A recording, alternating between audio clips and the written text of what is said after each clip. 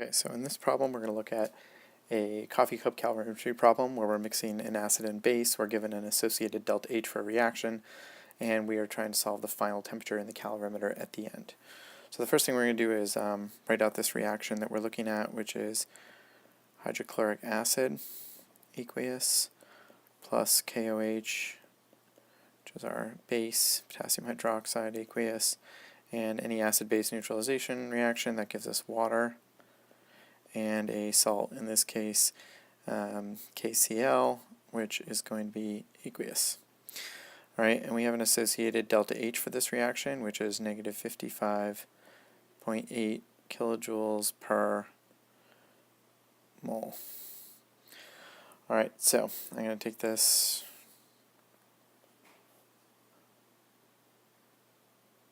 up out of the way. Okay.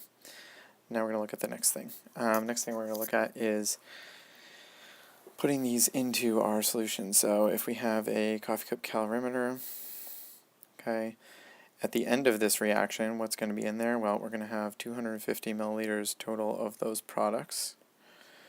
And we know that the initial temperature was 25.0 degrees C.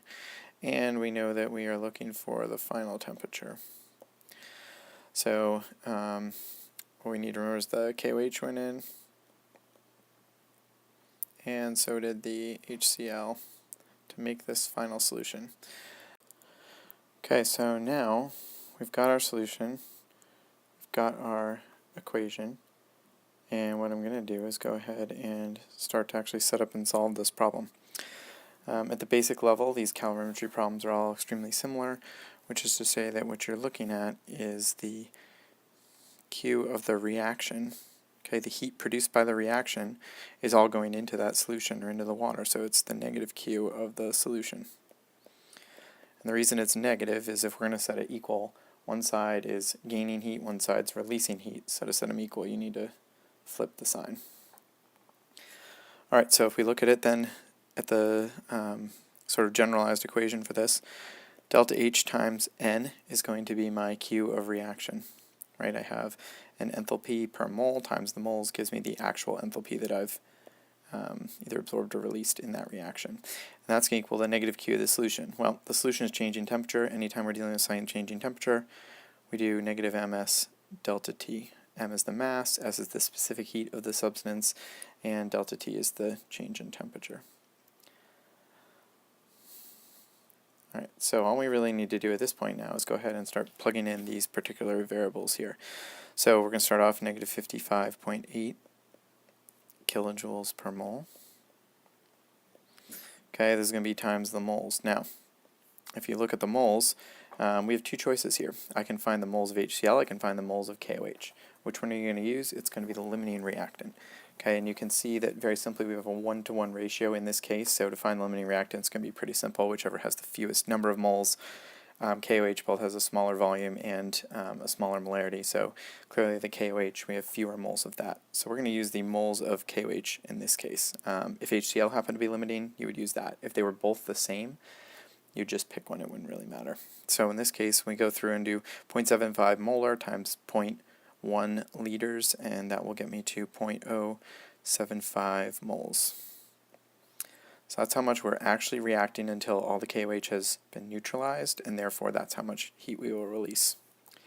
And then on the other side, negative, and then the mass. Now, there's two types of calorimetry problems in this case. They're the ones where you have a bunch of water and you add a solid salt to it, and in that case the mass is the mass of the water plus the mass of how much salt you added. In this case, because we have two different solutions coming together, we're going to add the two of them together to say we have 250 milliliters, which you can see as I drew on the diagram up here. And we're going to take the density. So we're going to say the mass is 250 mLs. We're going to assume, because I'm not given anything else, that it's the same as pure water, 1 gram per milliliter. In a lot of cases you'll be given a value that's slightly different. It'll say, you know, something like 1.08 grams per milliliter or something like that, and you might need to adjust it 1.02. And you just use instead of 1 gram per milliliter then. So we have 250 grams of solution. Our S, again, we're not given a different S, so we're going to use that for water, 4.184 joules per gram degrees Celsius. And then the last thing we have is the delta T. I'm just going to leave it as that for now. Alright, so let me move this two different ways here. Move this up and out of the way. Okay, one quick thing to note as we come to solve this right here is that on the left side here we're in kilojoules, on the right side we're in joules, so we can't sort of add or divide these until we remedy that situation.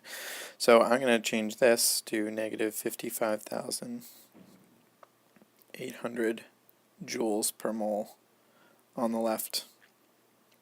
Okay, and that will just go ahead and take care of making it joules on the left, joules on the right, and you'll be able to solve this like a regular algebraic problem.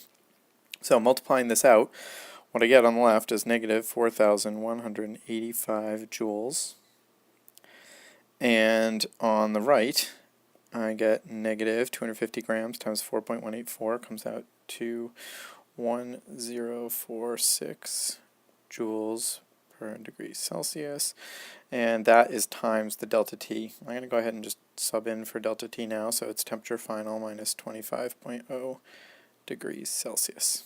Okay, so I'm going to divide both sides by negative 1046, and on the left I will get 4.0 degrees Celsius equals temperature final minus, a better TF there, minus 25 degrees Celsius, and simply move the 25 over the other side, and I get that the temperature final equals 29.0 degrees Celsius. One of the quick things to do is just do a quick check and make sure that this makes sense. So our reaction, negative 55.8, right, so it's an exothermic reaction. It's releasing heat. That means the temperature of the solution should go up. I started at 25, I'm now at 29. Good, that makes sense. That seems reasonable. You know, a lot of times the thing that gets dropped in this situation is the negative, and you could end up subtracting and getting 21 degrees Celsius. So it's always a good idea to just take a quick look and make sure that it makes sense in the context of what you were talking about.